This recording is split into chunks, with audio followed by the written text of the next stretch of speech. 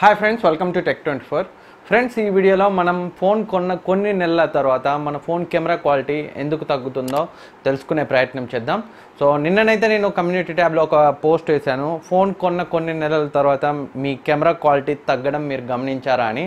So దీనికి 1200 పైన oats వస్తే మొత్తం మీద ఎస్కి 84%, నో అని 16% అయితే వచ్చాయి. సో దీన్ని బట్టి మనకి అర్థమవుతుంది మనం ఫోన్ కొన్న కొన్ని నెలల తర్వాత మన కెమెరా క్వాలిటీ అనేది తగ్గిపోతుందని. సో మేబీ కొన్ని బ్రాండ్స్లో ఈ ఇష్యూస్ లేకపోవచ్చు, కొన్ని ఫ్లాగ్షిప్ ఫోన్స్కి ఇలాంటి కెమెరా డిగ్రేడేషన్ ఇష్యూ ఉండకపోవచ్చు. కాకపోతే దాదాపు ప్రతి ఫోన్ కెమెరా క్వాలిటీ కొన్ని నెలల తర్వాత, కొన్ని సంవత్సరాల తర్వాత తగ్గుతుంది. సో దానికి రీజన్స్ ఏంటనేది మనం తెలుసుకుందాం. సో ల్యాగ్ లేకుండా మాట్లాడుకుంటే, సో దీనికి రీజన్ జనరల్గా ఫోన్ లాంచ్ చేసిన కొత్తలో ఫోన్ లైమ్ లైట్లో ఉంటుంది, ఫోన్పై ఎక్కువ ఫోకస్ ఉంటుంది, దానికి కాంపిటీటర్ ఫోన్స్ ఉంటాయి కొన్ని నెలల వరకు. సో దాంట్లో భాగంగా వాళ్ళు ఏదైనా చిన్న ఇష్యూస్ ఉంటే ఫిక్స్ చేయడానికి అప్డేట్స్ ఇస్తారు. సో ఒక 2-3 నెలలు వాళ్ళైతే ఆ ఫోన్ మీద బాగా ఫోకస్ చేస్తారు, మేబీ 6 మంత్స్ ఫోకస్ చేయొచ్చు, అది బ్రాండ్ని బట్టి ఉంటుంది. కానీ తర్వాత వాళ్ళు మనకి రెగ్యులర్గా అప్డేట్స్ అయితే ఇవ్వరు, ఎందుకంటే కొత్త ఫోన్స్ లాంచ్ పై ఫోకస్ చేస్తారు, వాటి సాఫ్ట్వేర్ డెవలప్మెంట్ పై ఫోకస్ చేస్తారు. సో అందుకే పాత ఫోన్స్ అయితే ఎక్కువ పట్టించుకోరు.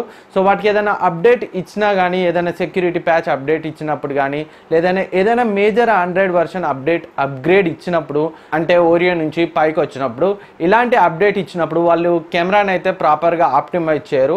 సో చేయరు అంటే నా ఉద్దేశంలో ఇంటెన్షనల్గా అయ్యి ఉండకపోవచ్చు, కాకపోతే వాళ్ళు ఎక్కువ మంది యూజర్స్ మేజర్ అప్గ్రేడ్ వర్షన్ అడుగుతుంటారు. Suppose Note 5 Pro users 5 version అడిగారు, నౌగట్ నుంచి ఓరియో అడిగారు.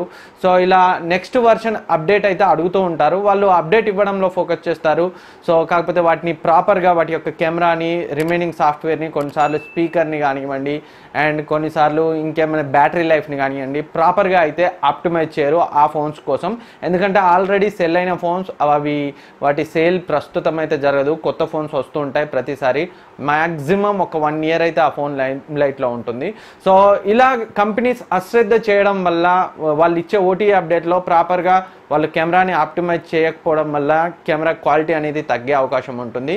కెమెరానే కాదు, బ్యాటరీ కానీ, స్పీకర్ సౌండ్ కూడా మనకి తగ్గే అవకాశాలు అయితే ఉంటాయి. చాలామంది దీన్ని అయితే ఎక్స్పీరియన్స్ చేశారు, చాలామంది కమెంట్ సెక్షన్లో చెప్తుంటారు ఈ విషయాన్ని. అండ్ నేను కూడా చాలా అబ్జర్వ్ చేశాను, నా రెడ్మీ Note 5 Pro కానివ్వండి, పోకో F1 కానివ్వండి, రియల్మీ 1 కానివ్వండి, నేను యూజ్ చేసిన సోనీ ఫోన్స్ కానివ్వండి, మోటో ఫోన్స్ కానివ్వండి, సో నేను వాడిన చాలా ఫోన్స్లో కెమెరా క్వాలిటీ తగ్గడం అయితే నేను అబ్జర్వ్ చేశాను. సో చాలామంది యూజర్స్ని కూడా అడగడం కోసం ఆ పోల్ వేశాను, చాలామంది కూడా అదే ఉద్దేశాన్ని అయితే వ్యక్తపరిచారు.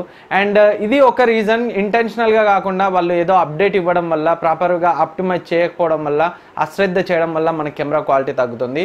మరొక రీజన్ కూడా ఉంది, కొన్నిసార్లు కంపెనీస్ ఇంటెన్షనల్గా కూడా ప్రజెంట్ మంచి కెమెరా ఉన్న ఫోన్స్ యొక్క క్వాలిటీని తగ్గిస్తాయి.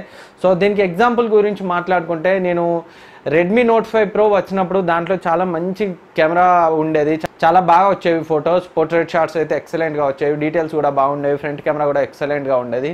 సో రాను కొన్ని నెలల తర్వాత అయితే Redmi Note 5 Pro camera quality తగ్గడం అయితే నేను అబ్జర్వ్ చేశాను. సో చాలామంది యూజర్స్, అప్పుడు మన ఛానల్లో నేను కూడా అన్బాక్సింగ్ చేశాను, రివ్యూ చేశాను, కెమెరా రివ్యూ చేశాను. సో అప్పుడు యూజర్స్ కూడా కొంతకాలం తర్వాత కెమెరా క్వాలిటీ తగ్గిందని వాళ్ళైతే కింద కామెంట్ సెక్షన్లో అప్పుడు కూడా కమెంట్ చేశారు. సో దానికి రీజన్, వాళ్ళు ఆ కొన్ని నెలల తర్వాత MI A2 లాంచ్ ఉండే. So MI A2 better camera phone, జనరల్గా MI A ఫోన్స్లో మంచి కెమెరా అయితే ఉంటుంది.